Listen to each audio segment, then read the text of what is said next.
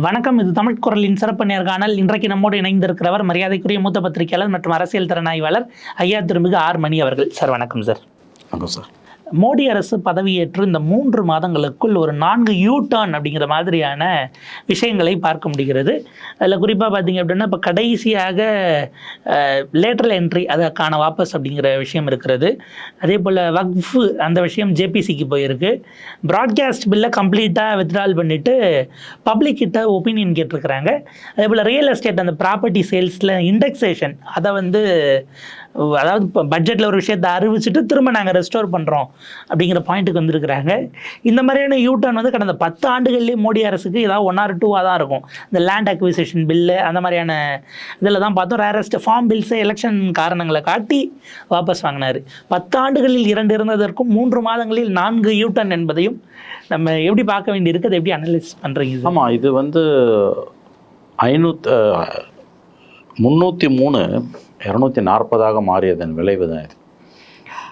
நீங்கள் கன்சென்சஸ் அப்ரோச்சில் போயிருந்தீங்கன்னா இது எல்லாத்தையுமே தவிர்த்திருக்கலாம். கவர்மெண்ட்டுக்கும் ஒரு ரிலீஃப் இருந்திருக்கும். இந்த government would not had egg on its face. நீங்கள் ஏன் வாஜ்பாய் பீரியடோட அந்த 6 இயர்ஸில் நீங்கள் பார்த்தீங்கன்னா, வாஜ்பாய் பீரியடில் இந்த மாதிரிலாம் ரொம்ப ரேரஸ்ட் ஆஃப் ரேர் தான். அதாவது எனக்கு தெரிஞ்சு நல்லா ஞாபகம் இருக்குது, 2003 மாட்டிறைச்சி தடை மசோதான்னு ஏதோ ஒன்று கொண்டு வந்தாங்க. Some bill game.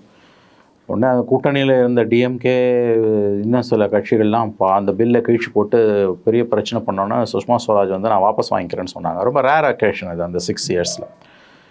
இப்போ நீங்கள் சொன்ன மாதிரி பார்த்தீங்கன்னா, இந்த பாஸ்ட் இப்போ June 9 government took office. July 9, August 9, not even 100 days. 100 days இன்னும் முடியல இந்த கவர்மெண்ட்டுக்கு. The government is just less than 70 days. அதுக்குள்ளே 4 மசோதாக்களை அவங்க நிறுத்தி வச்சுருக்காங்க, இல்லை ஜேபிசிக்கு அனுப்பியிருக்காங்க. லேட்ரல் என்ட்ரியை வாபஸே வாங்கிட்டாங்க. வக்ஃப் பில்லு ஜேபிசிக்கு போயிருக்கு. ப்ராட்காஸ்ட் பில்லு வித்ரா பண்ணிவிட்டு வேறு ஃப்ரெஷ்ஷாக பப்ளிக் ஒப்பீனியன் கேட்டிருக்காங்க. ரியல் எஸ்டேட் இண்டெக்ஸேஷன் முக்கியமானது. அதில் தே மேடு மெனி சேஞ்சஸ். கடந்த 10 ஆண்டுகளில் மைவே ஆர் ஹைவேன்னு இருந்த மோடி இன்றைக்கி இப்படி வந்திருக்காரு அப்படின்னா தெளிவாக அவங்களுக்கு 272 இல்லாததோட விளைவு தான். மோடி 1.0 and 2.0ல பார்த்தீங்கன்னா அந்த அவர் அந்த முதல்ல எனக்கு நல்லா ஞாபகம் இருக்குது, பிரணாப் முகர்ஜி பிரசிடெண்ட்டாக இருக்கும்போது மோடி வந்த உடனே 2 தடவை லேண்ட் அக்விசிஷன் பில்லுக்கு ஆர்டினன்ஸ் போட்டாங்க. 2 தடவையும் அது ராஜ்யசபாவில் தோற்று போன பிறகு, பில்லாக கொண்டு தோற்று போன பிறகு 3வது ஆர்டினன்ஸ் போகும்போது அவர் ஹி ஷவுட்டட்னா ஹி எக்ஸ்பிரஸ் ரிசர்வேஷன். நீங்கள் இந்த மாதிரிலாம் பண்ண முடியாது, உன் இஷ்டத்துக்கு. ராஜ்யசபாவில் மெஜாரிட்டி இல்லைன்னு தெரிஞ்சும் நீ திரும்ப ஆர்டினன்ஸை கொண்டு பில்லாக மாற்றி கொண்டு போகும்போது அது தோக்குது அப்படின்னு அவர் president express reservation. Modi government took back steps. 2வது மோடி 2.0ல வேளாண் சட்டங்கள். இத்தனைக்கும் farm agriculture is a state subject. அதை பற்றி கவலையே படாமல் 3 அவசர சட்டங்களை கொண்டு அது கன்சல்டேட்டிவ் கமிட்டியில் வேணான்னு முடிவு பண்ண விஷயத்த அல்லது பெரும்பாலானவங்க எதிர்த்த விஷயத்த மெஜாரிட்டி இருக்கின்ற காரணத்துக்காக கொண்டு ஆர்டினன்ஸாக போட்டு அதை பில்லாக மாற்றி கொண்டு அதில் பெரிய சிக்கலாகி கடைசியில் பஞ்சாப் எலெக்ஷனில் அது ரொம்ப பெரிய ஒரு விளைவை ஏற்படுத்தும். 2022 5 ஸ்டேட் எலெக்ஷன், பஞ்சாப், உத்தரப்பிரதேஷ், இன்னும் சில மாநிலங்களில் நடந்த எலெக்ஷனில் பெரிய பாதிப்பை ஏற்படுத்தும். குறிப்பாக பஞ்சாபில் பெரிய ப்ராப்ளம் வரும். ஏன்னா பஞ்சாப் ஃபார்மர்ஸ் ரொம்ப எக்ஸ்ட்ரீம்லி அஜிடேட்டடாக இருக்காங்க. In fact people compared that situation with operation blue star. Indira Gandhi பொற்கோயில் உள்ள இராணுவத்தை அனுப்பினப்போ என்ன நிலைமை பஞ்சாப் சமூகத்தில் நிலவுச்சோ அந்த அளவுக்கான ஒரு பதட்டமான சூழ்நிலை பஞ்சாபில் நிலவுகிறது என்று உளவுத்துறை அறிக்கைகள் வந்ததாக சொல்லப்படுகிறது. பொற்கோயிலுக்குள்ள இராணுவத்தை அனுப்பினதால தான் இந்திரா காந்தியோட படுகொலை நிகழ்ந்தது. ஸோ இந்த ஒரு அதிருப்தி வேளாண் சட்டங்களின் மீதான பஞ்சாப் மக்களுடைய அதிருப்தி நீடிக்குமேயானால் அதனுடைய விளைவுகள் பாரதூரமானவையாக இருக்கும் என்பதை புரிந்து கொண்டதால் பிரச்சாரத்துக்கு போனபோது அவரே அந்த பாலத்தின் மேலே அவரே அவரோட கான்வாயை நிறுத்தி வைக்கப்பட்டது. அது அவர் மோடி பண்ண தப்பு தான். அது எந்த தேவையில்லாமல் அந்த ரூட்டில் ட்ராவல் பண்ணி. ஸோ இந்திரா காந்தி பொற்கோயில் இராணுவ நடவடிக்கை இந்திரா காந்தி படுகொலையில் முடிந்தது போல வேளாண் சட்டங்களின் மீதான அதிருப்தி மற்றும் ஒரு அசம்பாவிதத்தை ஏற்படுத்தி விடக்கூடாது என்கின்ற ஒரு கவலையின் காரணமாகவும் நரேந்திர மோடி பிரதமர் அந்த வேளாண் சட்டங்களை வாபஸ் வாங்கினான். 10 வருஷத்தில் மொத்தம் 2 விஷயங்களில் தான் மோடி வந்து பல்ட்டி அடித்தார், பின்வாங்கினார். ஆனால் இன்றைக்கி வந்து 2 மாதத்தில், just 2 months, June 9th government took over, இப்போ August 23rd இருக்கும்.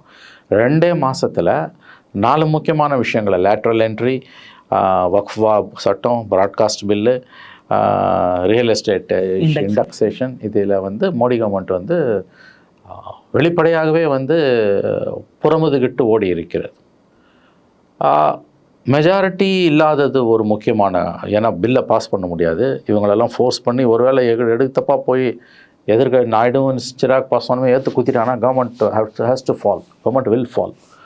இன்ஃபேக்ட் மொரார்ஜி தேசாய் பீரியட் அப்படி ஒரு நடந்திருக்குது.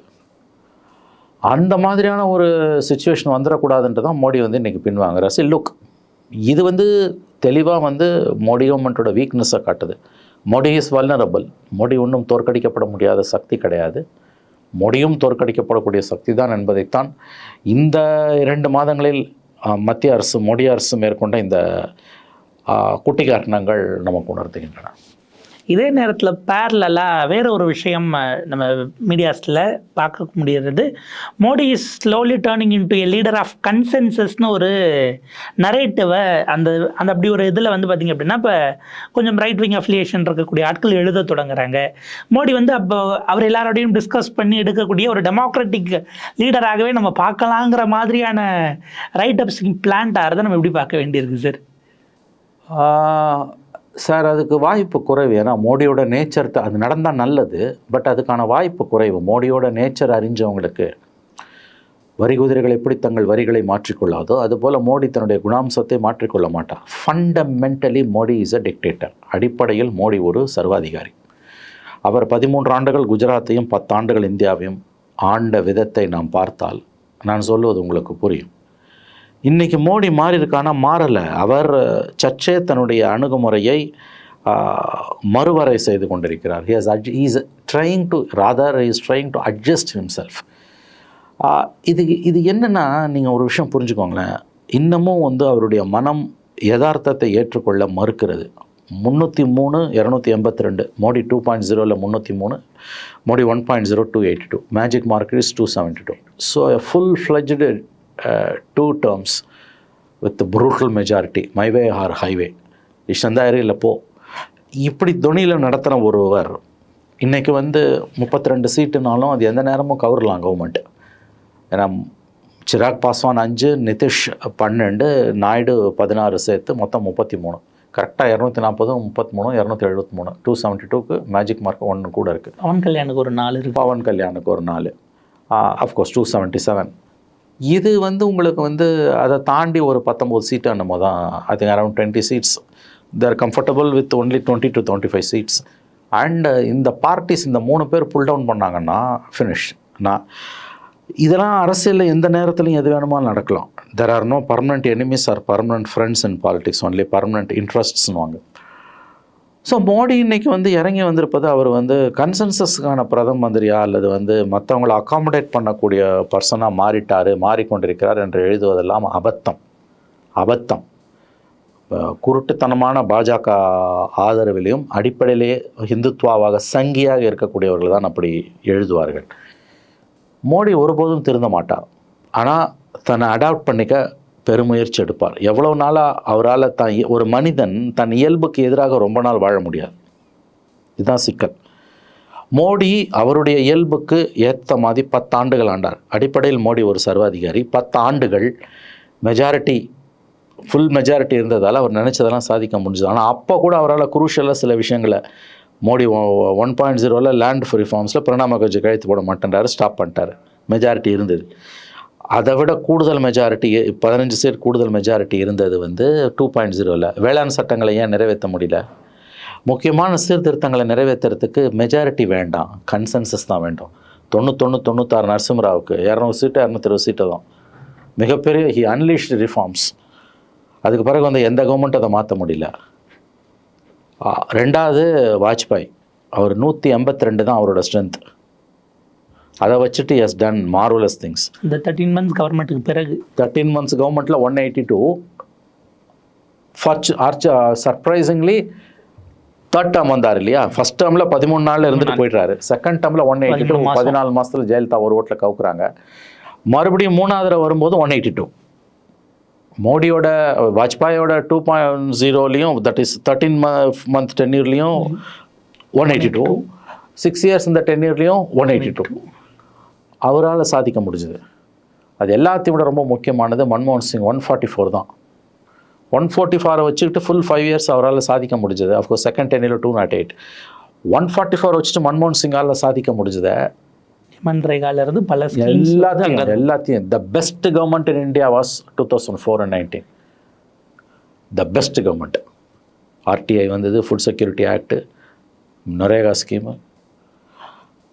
ஃபார்ச்சுனேட்லி ஆர் அன்ஃபார்ச்சுனேட்லி மோடியால் வந்து 2.0ல் 303 இருந்தோம், வேளாண் சட்டங்களை வாபஸ் தான் வாங்க முடிஞ்சுது, நிறைவேற்ற முடியல. ரிஃபார்ம்ஸை கொண்டு வரத்துக்கு கன்சென்சஸ் இருந்தால் போதும், மெஜாரிட்டி வேண்டாம். இன்றைக்கி மெஜாரிட்டி அவங்கக்கிட்ட இல்லை, ஆனால் அவங்க வந்து புல்டோஸ் பண்ணணும்னு பார்க்குறாங்க, அது முடியல. இன்றைக்கி வக்ஃப் சட்டத்தெல்லாம் வந்து ஜேபிசிக்கு போயிருக்கு. ஜேபிசியில் உள்ள நடக்குதுன்றது லைவ் காமெண்ட்ரி ஏன் போடுறானுங்க அப்போசிஷனு? அது நடக்கக்கூடாது. அது பார்லிமெண்ட்ரி ப்ரொசீடிங்ஸ் கிடையாது. ஜேபிசியோட ஃபைண்டிங்ஸ், ஜேபிசியோட ஃபங்க்ஷனிங்கிறது அது க்ளோஸ் டோரில் தான் நடக்கும். அதுக்குள்ளே என்ன நடந்ததுன்றது வந்து when they submit the report, JPC ரிப்போர்ட்டை சப்மிட் பண்ணும்போது டிசன்ட் நோட் இருக்க தலைவர்கள் அதை வெளியில் சொல்லுவாங்க, அங்கேயே பதிவு பண்ணுவாங்க, இல்லை வெளியில் அப்போ சொல்லுவாங்க ரிப்போர்ட் சப்மிட் ஆன ஃபைனாலிட்டி. எஸ். இப்போ டே டு டே ஃபங்க்ஷனிங்கில் ஜேபிசியை பற்றி காமெண்ட்ரியும் வெளியில் வருது. எதுக்கு அப்போசிஷனும் பேசுகிறான் அதை பற்றி? இப்போ ஒருவேளை ஹவுஸோட ப்ரிவிலேஜ் அட்ராக்ட் ஆகாதுங்கிறதுனால அவங்களும் அதை வெளியில் சொல்கிறாங்களாங்கிற. எனக்கு தெரிஞ்சு ஜேபிசிக்குள்ளே என்ன நடக்குதுன்னு டே டு டே காமெண்ட்ரிலாம் வந்ததே கிடையாதுங்க. இன்ஃபேக்ட் நீங்கள் சொல்கிறது correct, it attracts privilege. Sir, ஜேபிசிக்குள்ளே என்ன நடக்குது, வேறு யாராவது ஒரு மெம்பர், ஜேபிசிக்குள்ளே இருக்க வேற ஒரு மெம்பர், நான் மெம்பர், ஜேபிசிக்குள்ளே இருக்க இன்னொரு மெம்பரு எவன் தகவலை லீக் பண்ணலாம், he can move a privilege. If my knowledge is correct. நான் பார்த்த வரைக்கும் ஜேபிசிக்குள்ளேயோ கன்சல்டேட்டிவ் கமிட்டிக்குள்ளேயோ என்ன நடக்குதுன்றது ரியல் டைம் லைவ் கவரேஜ் வராது. இங்கே வந்துட்டுருக்குது. So this is very unfortunate. 303 240 வந்ததோட விளைவு டீம் பிளேயராக மோடி மாறலைன்றதை இது உணர்த்துது. ஏன்னா ஜேபிசியோ இல்லது பட்ஜெட் சமயத்துலேயுமே பட்ஜெட் அன்னைக்கு படிக்கும்போது மட்டும்தான் அவர் உள்ளே இருந்தார். வக்ஃப் அப்படிங்கிறது இப்போ ஆப்வியஸாக பார்த்தா அவங்களுக்கு அடுத்த ஸ்டேட் எலெக்ஷன்ஸ்க்கு கை கொடுக்கக்கூடிய ஒரு ஹிந்துத்வா அஜெண்டாவுக்கு, ஏன்னா அதை நிறைவேற்றலைனாலும் அது குறித்த டிபேட் இருந்துகிட்டே இருக்கிறதுங்கிறது ஒரு கன்சாலிடேஷனை எக்ஸாக்ட்லி. ஆனால் அதுக்கு கூட ஒரு ப்ரெசன்ஸாக அவர் இருந்தாலும் அது பிஜேபி எவ்வளோ முக்கியத்துவமாக பார்க்குதுங்கிற மாதிரியான ஒரு கெஸ்டராச்சு வரும்ல. பட் அவர் அதுக்குள்ளே வந்து கலந்துக்கிறாரா? இது எதுவுமே அவர் பேரில் நடக்கல. இப்போ lateral entry doctor Jitendra Singh எழுதுறாரு, ஏன்னா மினிஸ்ட்ரி ஆஃப் பர்சனல் அண்ட் ட்ரைனிங்க்கு அவர் எம்ஓஎஸ்ஆ இருக்காரு, அவர் தான் எழுதுறாரு. பட் மோடியினுடைய பேரில் இது எதுலையுமே அவருடைய முகம் வராமல் நடக்கக்கூடியது அப்படிங்கிறத நம்ம எப்படி பார்க்க வேண்டியிருக்கு. இப்போ இந்த 4 ஸ்டேட் எலெக்ஷன்ஸில் நீங்கள் எதிர்பார்க்குற ஒரு பாயிலிங் இல்லைன்னா அது உங்களுக்கு பொலிட்டிக்கலி ஒரு விலையை கொடுக்க வேண்டியதாக மாறும் இல்லையா? நேச்சுரலி. ஆல்ரெடி எல்லா ரிப்போர்ட்ஸும் போத் பிஜேபி உள்ளேருந்து வரக்கூடிய, பிஜேபிக்கு எதிரானவர்கள் சொல்லக்கூடிய ரிப்போர்ட்ஸ், நம்பகத்தன்மை உள்ள பிஜேபி விமர்சகர்கள் அண்ட் பிஜேபி உள்ளே இருக்கக்கூடிய இன்சைடர்ஸ், நம்பகத்தன்மை உள்ளவர்கள் எல்லோருமே சொல்லுவது வந்து BJP is losing Maharashtra and Shiv Sena, Uddhav Thackeray Shiv Sena, Congress, Sharad Pawar alliance is leading. மகாராஷ்டிராவில் பிஜேபி லூஸ் பண்ணிச்சுன்னா it's a terrible loss for Modi in 29க்கு. Because richest state, one of the richest state. But அங்கே வந்து ஃபட்னாவிஸ் கன்சாலிடேட் ஆகாமல் இருக்கிறதுக்கு தோத்தாலும் பரவாயில்லன்னு தான் மோடி நினைப்பார். Because Fadnavis is a serious challenger for Modi. அதுவும் மகாராஷ்டிரா மாதிரி ஒரு ரிச்சஸ்ட் ஸ்டேட்டை கையில் கொடுத்தீங்கன்னா, குஜராத்தில் 13 வருஷம் கையில் வச்சிருந்ததால தான் மோடியால் இங்கே பிரைம் மினிஸ்டர் ஆக முடிஞ்சுது. ஸோ பாம்பின் கால் பாம்பரியம். அத்வானியையும் வாஜ்பாயையும் மோடி ஏமாற்றியது போல மோடி தன்னை ஃபட்னாவிஸ் ஏமாற்ற விட மாட்டார். ஏன்னா சௌஹானையும் கட்டாரையும் அவர் விடவே இல்லை. கத்தார் அங்கேருந்து தூக்கிட்டாரு, சௌஹானை சென்ட்ரல் பாலிடிக்ஸ்க்கு தூக்கிட்டாரு. ஒன்லி இப்போ கண்டெண்டர் இப்போ யாருன்னு கேட்டிங்கன்னா, சைலண்ட் மோடில் இருக்கக்கூட only powerful and sensible person யாருன்னு கேட்டிங்கன்னா கண்டெண்டர் வந்து ஃபட்னாவிஸ். ஸோ இதில் நிறைய இடியாப்ப சிக்கல்கள் இருக்குது. Modi is not safe and Modi is vulnerable. எதிர்கட்சிகளுக்கு இழக்கிறதுக்கு ஒன்றுமே கிடையாது. But Modi has a whole empire to lose. The empire he ruled for 10 years. இதனுடைய அடுத்தடுத்த கட்டங்கள் எப்படி பரிணமிக்குதுன்னு பார்க்கலாம். உன் நேரத்துக்கும் கருத்துக்களுக்கும் ரொம்ப நன்றி. நன்றி சார்.